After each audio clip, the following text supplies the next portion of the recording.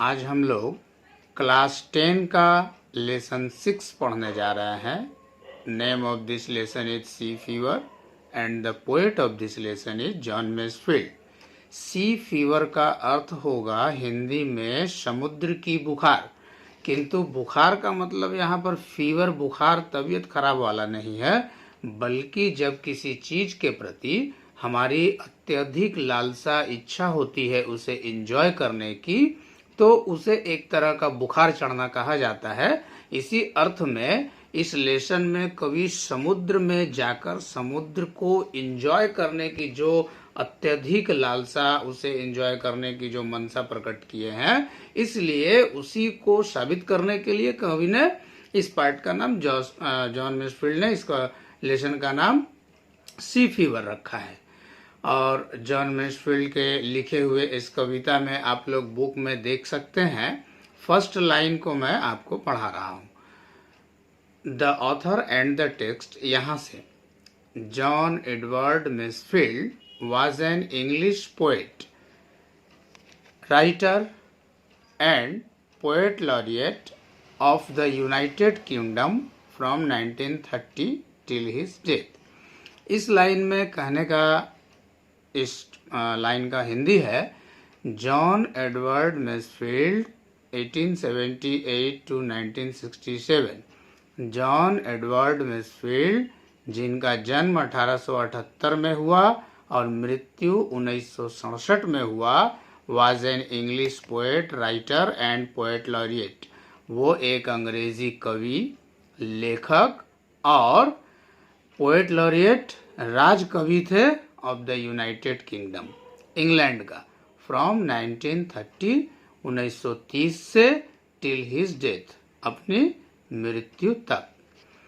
He is also remembered, उन्हें याद किया जाता है, as the author of the children's novels, बच्चों के उपन्यास के लेखक के रूप में भी, the midnight fog and the box of delights, जिस उपन्यास का नाम है the midnight fog and the box of the delights. ये दो उपन्यास का नाम है उनका। The poem speaks of the excitement, कविता उत्तेजना के बारे में बोलता है, द पोएट फील्स, जो उत्तेजना कवि महसूस करते हैं, at the anticipation of the sea voyage, समुद्री यात्रा के सुखद अनुभव, सुखद आनंद को। यानी यह कविता कवि के उस उत्तेजना को बताता है जो कवि समुद्री यात्रा के सुखद आनंद पर महसूस करते हैं। आगे है the passionate description of the seascape, समुद्री मंजर के आवेगपूर्ण वर्णन, समुद्री मंजर, समुद्री नजारा का आवेगपूर्ण वर्णन, रिवील्स, प्रकाशित करता है, बताता है, the eternal desire of man, मनुष्य के अनंत इच्छा को, जो कभी खत्म न होने वाले इच्छा को, टू सीक, चाहने के लिए, द स्प्लेंडर ऑफ नेचर, प्रकृति के, कुदरत के वैभव को। यानी कि ये प्रकृति के, कुदरत के वैभव को जानने के लिए मनुष्य के कभी खत्म न होने वाली इच्छा को प्रकट करता है समुद्री मंजर का ये जोशीला या आवेगपूर्ण डिस्क्रिप्शन, वर्णन। ये था कविता शुरू होने से पहले का लाइन। रीड द फॉलोइंग लिखा हुआ है, बुक में देख सकते हैं। तो यहाँ से आपको पढ़ा रहे हैं लाइन बाय लाइन, हिंदी को ठीक से समझिए। फर्स्ट लाइन में कवि बोलते हैं, I must go down to the seas again, मुझे अवश्य जाना चाहिए समुद्र में फिर से। मस्ट मतलब अवश्य चाहिए, तो आई मस्ट गो, मुझे अवश्य जाना चाहिए, डाउन टू द सीज, समुद्र में, अगेन, फिर से। तो फिर से कहने का मतलब है इसके पहले भी कभी गए होंगे, इसीलिए फिर से वाला वर्ड आया है। तो I must go down to the seas, मुझे समुद्र में अवश्य जाना चाहिए, अगेन, फिर से, to the lonely sea and the sky, to the lonely sea and the sky. तो टू द लोनली सी मतलब निर्जन सागर में, जिस सागर में कोई नहीं है, खाली सुनसान, और आकाश के नीचे समुद्र है, मतलब सुनसान आकाश के नीचे समुद्र में मुझे अवश्य जाना चाहिए। तो फिर से एक बार देखते हैं ये लाइन, आई मस्ट गो, मुझे अवश्य जाना चाहिए, डाउन टू द सीज, समुद्र में, अगेन फिर से, टू द लोनली सी, अकेले या निर्जन सागर में, एंड द स्काई, और आकाश के नीचे। And all I ask, and और ऑल सब, आई आस्क, आस्क का मतलब पूछना भी होता है, मांगना भी होता है, और मुझे कुछ चाहिए तब भी आस्क का यूज होता है। तो एंड ऑल आई आस्क, और जो सब मुझे चाहिए, जो सब मेरी मांग है, इज वो है ए टॉल शिप, एक लंबी जहाज। समुद्र में जाने के लिए कवि की चाहत, कवि की मांग है कि उसे एक लंबा जहाज चाहिए, एंड ए स्टार, और एक तारा, to steer her by, to steer मतलब संचालित करने के लिए, चलाने के लिए, हर मतलब उसे जहाज को, बाई तारा के द्वारा।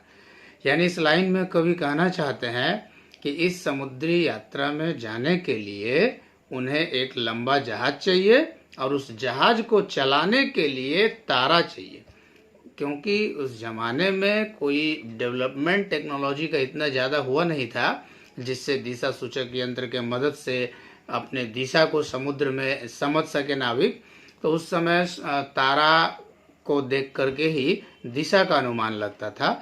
इसीलिए इस लाइन में कवि ने बोला है कि and all I ask is, और जो सब मुझे चाहिए वो है ए टॉल शिप, एक लंबी जहाज, एंड ए स्टार, और एक तारा, टू स्टीयर हर बाई, उसे चलाने के लिए, जहाज को दिशा बताने के लिए, ले जाने के लिए, संचालन करने के लिए। एंड द व्हील्स किक, और क्या चाहिए कवि को समुद्री यात्रा पर निकलने के लिए? व्हील्स किक, तो चक्का का किक लात तो होता नहीं है, चलता हुआ चक्की कहने का मतलब है।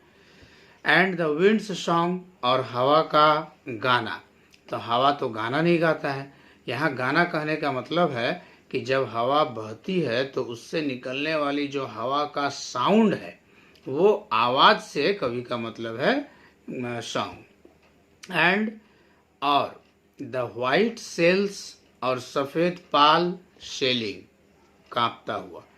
पाल कहा जाता है पुराने जमाने में नाव या जहाज को चलाने के लिए बांस में ऊपर एक झंडा, बहुत बड़ा झंडा के तरह लगा दिया जाता था, कपड़ा तिरपाल का, जो हवा से उस तिरपाल को ढकेल करके नाव को उस दिशा में जिधर हवा चलती थी उस तरफ नाव को या जहाज को ले जाया जा सके, उसी को पाल बोलते हैं। तो कवि को चाहिए व्हाइट सेल्स शेकिंग, सफेद पाल हवा से कांपता हुआ, यानी कवि चाहते हैं कि हवा पाल के जरिए ढकेल के नाव को, उनके जहाज को ले जाए। एंड ए ग्रे मिस्ट, और एक भूरी कुहासा, तो कुहासा भूरी कहने का मतलब है कि उस समय का दृश्य से धुंधला दृश्य। ऑन द सीज फेस, सी के, समुद्र के फेस, चेहरे पर, तो समुद्र का तो चेहरा नहीं होगा, यहाँ कहने का मतलब है समुद्र के ऊपर। And a grey mist on the sea's face, यानी समुद्र के ऊपर एक भूरा कुहासा छाया हो। And a grey dawn breaking, और ग्रे डॉन वही धुंधला भूरा, डॉन मतलब प्रातः, ब्रेकिंग मतलब रात को ब्रेक करके जो सुबह आती है, इसलिए यहाँ पर ब्रेकिंग शब्द का इस्तेमाल हुआ है। तो कवि को चाहिए कि समुद्र के ऊपर कुहासा छाया हो और सुबह होने वाला हो, इसलिए उस समय का जो अंधकार और सुबह के बीच का जो समय है वो ग्रे होगा, धुंधला भूरा। तो ये था फर्स्ट लाइन। तो फर्स्ट पैराग्राफ, फर्स्ट स्टेंजा में हम लोग देख चुके हैं कि कवि समुद्र में फिर से जाना चाहते हैं, जो समुद्र निर्जन है और आकाश के नीचे है। कवि को वहां जाने के लिए एक लंबा जहाज चाहिए, और उस जहाज को चलाने के लिए कवि चाहते हैं कि तारा हो और चलता हुआ चक्की, हवा की आवाज, गाना, और सफेद पाल जो हवा से कांपता हो, ये चाहिए। और वो समय चाहते हैं कि जब समुद्र के ऊपर कुहासा छाया हो और सुबह होने वाला हो, डॉन ब्रेकिंग। ये था फर्स्ट स्टेंजा। अब हम लोग सेकेंड स्टेंजा में आते हैं। I must go down to the seas again. उस लाइन को रिपीट किया है, इस लाइन को इम्प्रेस करने के लिए।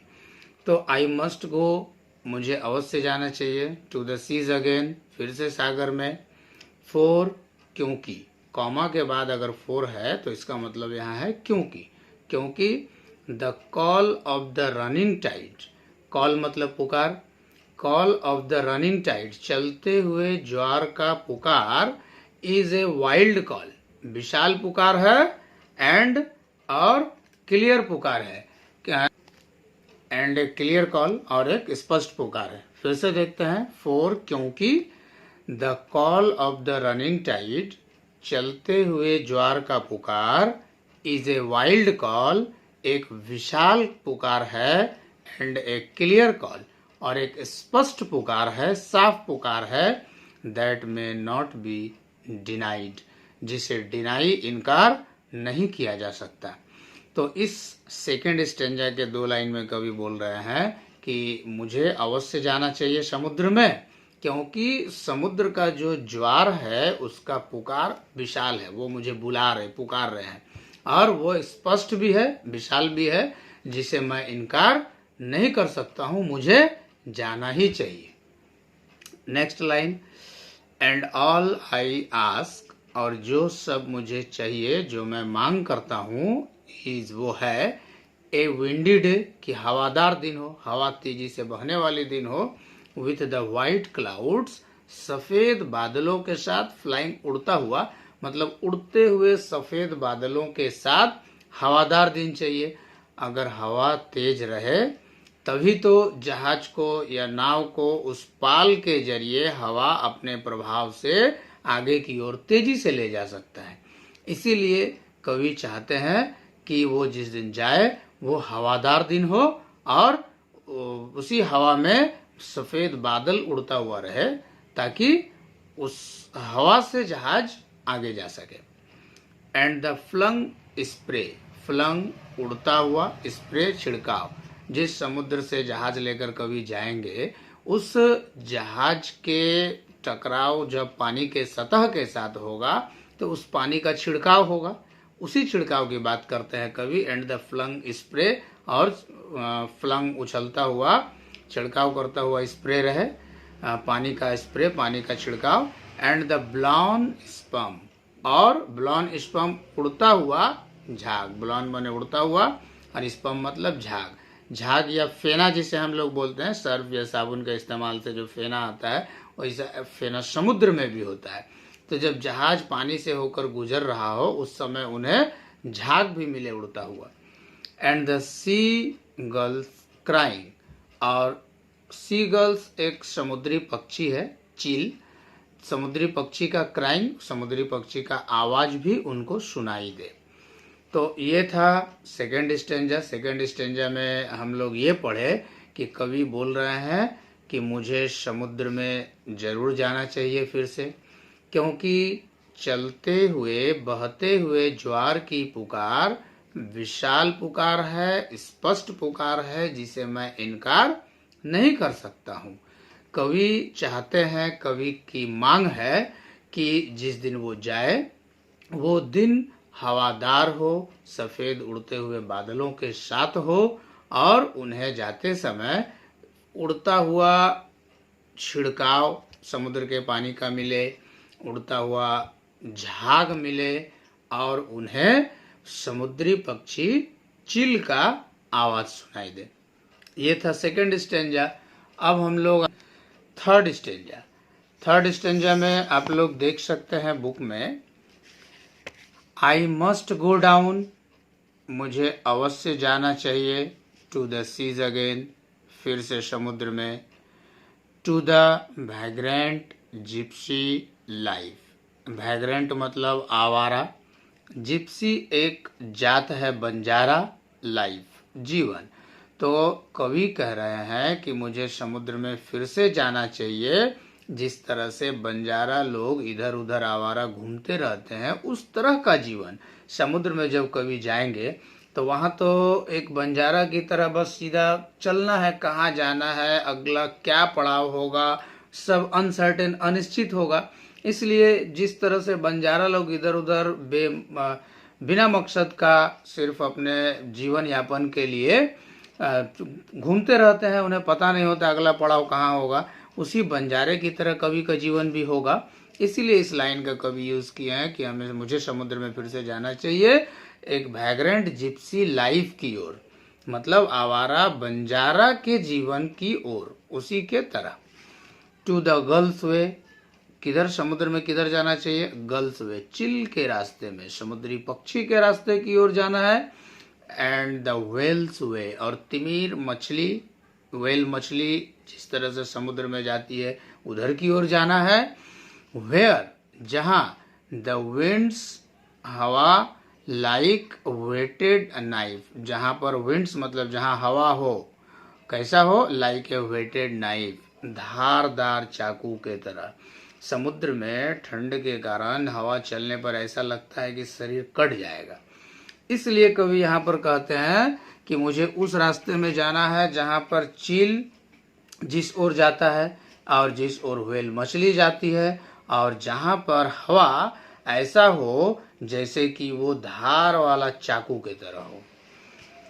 एंड ऑल आई आस्क, और सब जो मुझे चाहिए, इज वो है, जो मैं आस्क मांग करता हूँ वो है, मेरी यार्न, आनंददायक कहानी, from A laughing fellow rover, हंसते हुए, लाफिंग मतलब हंसते हुए, फेलो मतलब साथी, और रोवर मतलब नाविक, समुद्र में एक साथ यात्रा करने वाला। तो एंड ऑल आई आस्क, और जो सब मुझे चाहिए, इज वो है, ए यार्न मैरी, एक आनंददायक कहानी, कवि को आनंददायक कहानी चाहिए, from A laughing fellow rover, साथ में यात्रा करने वाले साथी नाविक की ओर से। यानी कवि चाहते हैं कि उनका साथी नाविक उनको कोई मजेदार आनंददायक कहानी सुनाए। एंड क्वाइट स्लीप, और उनको क्या चाहिए? शांति का नींद, शांति से, क्वाइट पीसफुल, शांति में नींद चाहिए। एंड ए स्वीट ड्रीम, और मधुर सपना, बढ़िया सपना चाहिए। When the long tricks over, जब ये लंबा ट्रिक मीन्स टू जर्नी, यात्रा, तो जब ये लॉन्ग ट्रिक ओवर, जब ये लंबा यात्रा ओवर खत्म हो, तब उन्हें एक शांतिमय नींद चाहिए और मधुर सपना चाहिए। तो इस लास्ट थर्ड स्टेंजा में हम लोग पढ़े हैं, कवि कह रहे हैं कि मुझे समुद्र में जरूर जाना चाहिए, जिस तरह से आवारा बंजारा का जीवन होता है उस जीवन की ओर, और समुद्र में गर्ल्स के वे, समुद्री पक्षी चील के रास्ते की ओर, व्हेल के रास्ते की ओर, और जहाँ पर हवा ऐसा हो जैसे कि लगता है वो शरीर को धारदार चाकू से काट दे, इस तरह का हवा हो। और कवि को अपने साथी नाविक की ओर से मजेदार कहानी सुनना है, और जब यह यात्रा समाप्त हो तब उन्हें शांतिपूर्ण नींद और मधुर सपना चाहिए। तो ये था पोएम का डिस्क्रिप्शन। आप लोग पूरा पोएम को सुनने के बाद अगर कोई मन में सवाल आए तो कमेंट बॉक्स में पूछ सकते हैं। अगर जवाब वहाँ देने लायक हुआ तो वहाँ पर देंगे, या फिर हम उस पर कोई नया वीडियो बना करके भी यूट्यूब पर दे सकते हैं। चैनल सब्सक्राइब रहेगा तो नोटिफिकेशन आ जाएगा।